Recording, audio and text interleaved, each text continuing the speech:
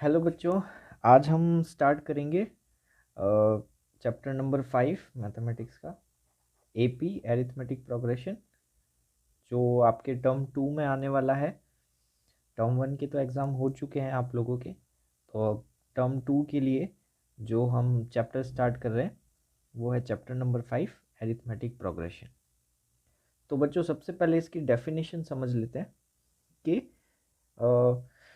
Arithmetic progression की definition क्या है। तो एरिथमेटिक प्रोग्रेशन क्या होता है? अ लिस्ट ऑफ नंबर्स, या आप कह लीजिए a series in which difference between two consecutive terms या difference between two consecutive numbers remains same. यानी हम ये कह सकते हैं कि ऐसी सीरीज या ऐसे नंबर्स की लिस्ट जिसके अंदर हर दो टर्म के बीच में, ये ध्यान रखना, हर दो लगातार टर्म्स के बीच का जो डिफरेंस होगा वो इक्वल रहता है। जैसे फॉर एग्जांपल हम देखते हैं,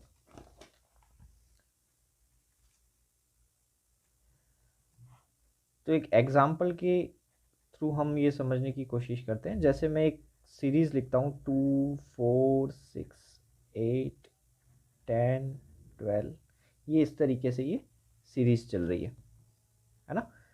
तो अब इसमें अगर मैं हर दो लगातार दो कॉन्जिक्यूटिव नंबर्स के बीच का अगर डिफरेंस देखता हूँ तो कितना आ रहा है?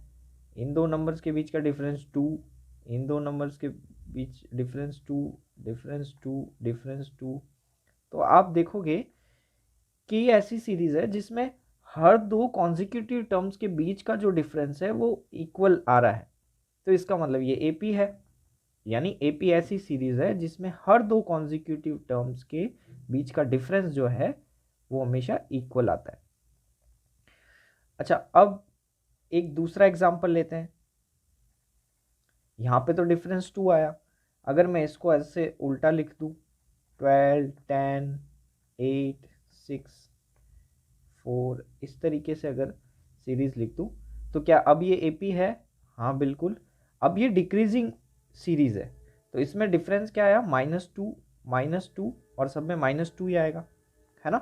तो इसमें भी आप देखोगे कि डिफरेंस तो -2 ही है, यानी इक्वल ही है सब में, है ना। हर दो कॉन्जिक्यूटिव टर्म्स के बीच का डिफरेंस इसमें भी -2 यानी इक्वल ही है। तो ये भी एक एपी है ना। तीसरा एक एग्जांपल लेते हैं। जैसे मैं लिख देता हूँ 6 6 6 6, है ना। इस तरीके की सीरीज है। अब इसके अंदर डिफरेंस क्या है? 0 ही है। हर दो कॉन्जिक्यूटिव टर्म्स के बीच में डिफरेंस क्या है? 0।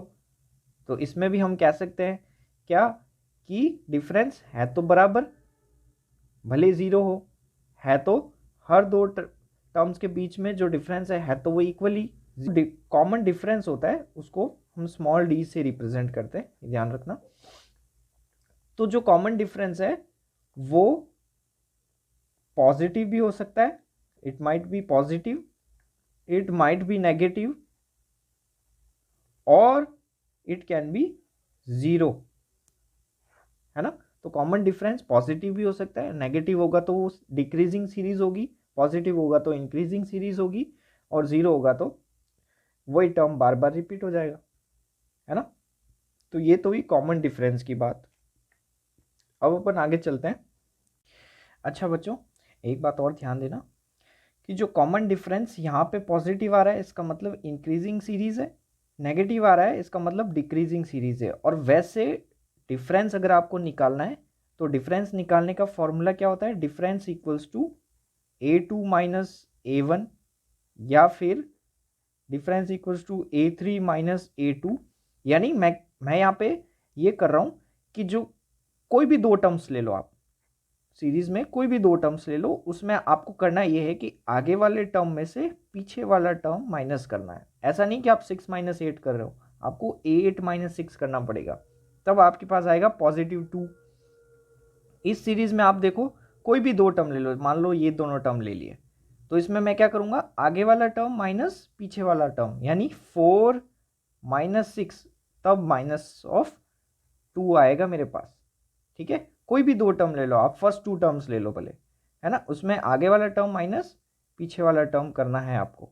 ठीक है, ये बात आप ध्यान रखना। और वैसे जनरल में बात करूं तो डिफरेंस कैसे आएगा, A N minus A of N minus one, ऐसे ही आएगा ना भाई। ए एन कोई भी नंबर है, उसमें से क्या माइनस करूं, एन से एक कम। अब एन की जगह मान लो मैंने 5 लिया, तो ए 5 में से क्या माइनस करूंगा, ए 5 माइनस वन यानी ए 4, ए 5 माइनस वन यानी ए 4, तो ये आ जाएगा ना कॉमन डिफरेंस।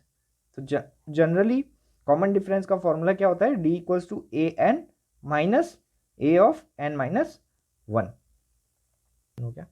अच्छा, अब हम इसमें और आगे जाके और कुछ चीज़ें सीखते हैं। अब बच्चों आगे देखना, अब हम करेंगे, अब हम बात करेंगे इस सीरीज को और डिटेल में समझने की कोशिश करेंगे। और वैसे देखो इसका एप्लीकेशन रियल लाइफ जो प्रॉब्लम्स होती है उनमें भी इसका एप्लीकेशन हो जाता है। जैसे आगे हम जो एक्सरसाइज आएगी उसके क्वेश्चंस करेंगे तो आपको पता चलेगा कि रियल लाइफ एप्लीकेशन में भी ये चीज़ काम आ जाती है ना। तो अब हम देखेंगे जनरल टर्म एपी की, general term of an AP. Sorry मेरी राइटिंग थोड़ी ठीक नहीं आ रही है ना, तो मैं कोशिश करता हूँ कि अब अच्छे से लिखूँ ना, ताकि आप लोगों को कोई प्रॉब्लम ना हो। हाँ भाई, जनरल टर्म ऑफ एपी।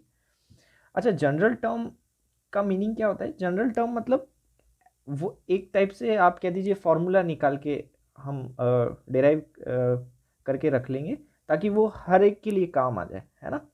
जैसे कि हम एक कोई भी एग्जांपल ले लेते हैं सीरीज़ का और फिर उसका जनरल टर्म फाइंड आउट करने की कोशिश करते हैं। जैसे मैं सिंपल सी सीरीज़ लेता हूँ, है ना, सिंपल सीरीज़ 2 4 6 8 10, इस तरीके की ये सीरीज़ है ना। तो जनरल टर्म फाइंड आउट करने से पहले हम थोड़ा नोमेनक्लेचर देख लेते हैं। देखो बच्चों, एपी के अंदर जब मैं स्मॉल ए लिखूंगा उसका मतलब होगा कि मैं बात कर रहा हूँ टर्म की, है ना, मैं बात कर रहा हूँ टर्म की या एक पर्टिकुलर नंबर की। जैसे मैं कहता हूँ A1, तो ये A1 का मतलब क्या हुआ, ये फर्स्ट टर्म है, फर्स्ट टर्म है यानी आगे से पहला नंबर है ये। फिर ये आगे से पहला और ये क्या है, आगे से दूसरा नंबर है 4, तो इसको बोलूँगा A2 यानी ये सेकंड टर्म है, यानी आगे से दूसरा नंबर है, ये आगे से ही काउंट करूँगा मैं, ये ध्यान रखना। फिर मैं लिखूँगा A3, तो इसका मतलब ये आगे से थर्ड टर्म है, ऐसे ही 8 हो जाएगा A4, इसको बोलूँगा A5 और ऐसे ही सो ऑन ये चलता रहेगा। तो ये नोमेनक्लेचर ध्यान रखना कि ए का मतलब होता है टर्म, और जो कॉमन डिफरेंस होता है उसको मैंने बताया था हम स्मॉल डी से उसको रिप्रेजेंट करते हैं, ठीक है। तो अब और आगे देखते हैं। देखो, अच्छा, ये जो मैंने सीरीज लिखी है इसमें A1, अच्छा A1 लिखूं या A लिखूं, ए की बात होगी, ये भी ध्यान रखना। तो A1 या A कितना है इसमें 2, A2 कितना है 4, A3 कितना है 6 और A4 कितना है 8 और A5 है 10, और ये सो ऑन ऐसे ही चलता जाएगा। सॉरी आपको दिख रहा नहीं होगा, ये ऐसे ही चलता जाएगा। A2 4 है, A3 6 है, A4 8 है, A5 10 है, और ये ऐसे ही चलता जाएगा, है ना। अब देखो बच्चों आगे कि क्या मैं A1 को तो या A को तो मैंने लिख दिया 2, ठीक है। A2 को यानी जो 4 है, क्या मैं उसको ऐसे लिख सकता हूँ कि 2 + 2, और 2 क्या है A और ये क्या है 2, ये कॉमन डिफरेंस है। ये जो सीरीज मैंने ली है इसमें कॉमन डिफरेंस क्या है, कॉमन डिफरेंस है 2, ठीक है। अच्छा, A3 जो है उसको मैं कैसे लिख सकता हूँ, A3 वैसे 6 है, तो A3 को मैं कैसे लिख रहा हूँ कि 2 + 2 × D यानी A + 2D, है ना। और 2 × D वैसे कितना है 2 2 ज़ा 4, तो 2 + 4 6 आ रहा है, देखो, ठीक है। वैसे A4 को मैं लिख सकता हूँ A + 3D, ठीक है ना। नए न्यू पेज पे वापस नए पेज पे लिखता हूँ ताकि अच्छे से आप लोगों को दिखाई दे। तो देखो ए को तो मैंने लिखा, ए को मैंने लिखा 2, सीरीज देखो ऊपर लिख देता हूँ 2 4 6 8 10 12 इस तरीके से। अच्छा इसमें डी तो है 2, ये ध्यान रखना, डी कितना है 2 है।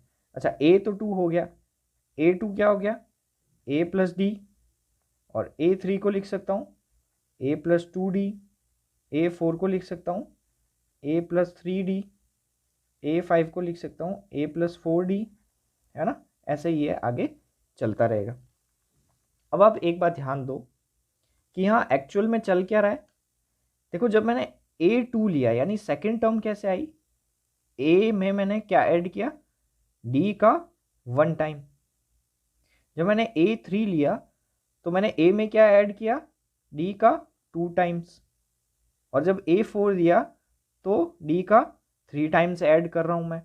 ठीक है, आप इसमें अप्लाई करके देखोगे तो ये AP आती चली जाएगी, है ना। जैसे फॉर एग्जांपल A5 मैंने कैसे लिखा A प्लस 4D, तो देख लो आप अप्लाई करके कि क्या वाकई में A5 कौन सा हो जाएगा 1 2 3 4 5, A5 इज 10, तो इसको सॉल्व करने पे 10 आना चाहिए। तो A प्लस 4 इंटू डी कितना है 2 और A कितना है 2, तो A5 2 प्लस 4 इंटू 2 कितना आ जाएगा 8, तो A5 इक्वल्स टू 8 प्लस 2 10, तो 10 आ रहा है ना। तो हम आप यहाँ पे एक पर्टिकुलर पैटर्न फॉलो हो रहा है, उस पैटर्न पे ध्यान दो कि जब मैं सेकेंड टर्म लिख रहा हूँ तो डी का 1 टाइम ऐड कर रहा हूँ, जब थर्ड टर्म ले रहा हूँ तो डी का 2 टाइम्स ऐड कर रहा हूँ। यानी हो क्या रहा है, जो मैं टर्म ले रहा हूँ, जो नंबर मैं यहाँ पे लिख रहा हूँ उससे एक कम यहाँ पे आ रहा है, उसका एक कम टाइम्स मैं डी उसमें ए में ऐड कर रहा हूँ। आई बात समझ में। जैसे यहाँ 5 है तो यहाँ 4 आ रहा है, 4 है तो यहाँ इससे एक कम 3 है, 3 से एक कम 2 है, 2 से एक कम 1 है, और यहाँ 1 है तो 1 से एक कम 0 हो जाएगा, है ना, तो 2 ही आ जाएगा। ठीक है, तो ऐसे अगर मैं कहूँ कि A6 क्या आना चाहिए A plus 5D, right, A6 क्या आना चाहिए A प्लस 5D, और A7 क्या आना चाहिए A प्लस 7 से एक कम 6D, है ना। जो टर्म आप निकाल रहे हो उसका एक कम टाइम्स आप डी करोगे और वो ए में ऐड करोगे तो वो टर्म आ जाएगी, है ना। अच्छा अब मैं पूछूं कि ये जो सीरीज है, ये जो सीरीज आपने देखी है ना 2 4 6 8 10 12, इसमें अब जैसे आगे जाके मैं कहता हूँ कि 100 नंबर पे कौन सा टर्म आना चाहिए, है ना। तो A100 कैसे निकालेंगे, कुछ नहीं करना आपको, अगर A पता है तो A में क्या ऐड कर दो 100 का एक कम यानी 99D ऐड कर दो तो A100 आ जाएगा।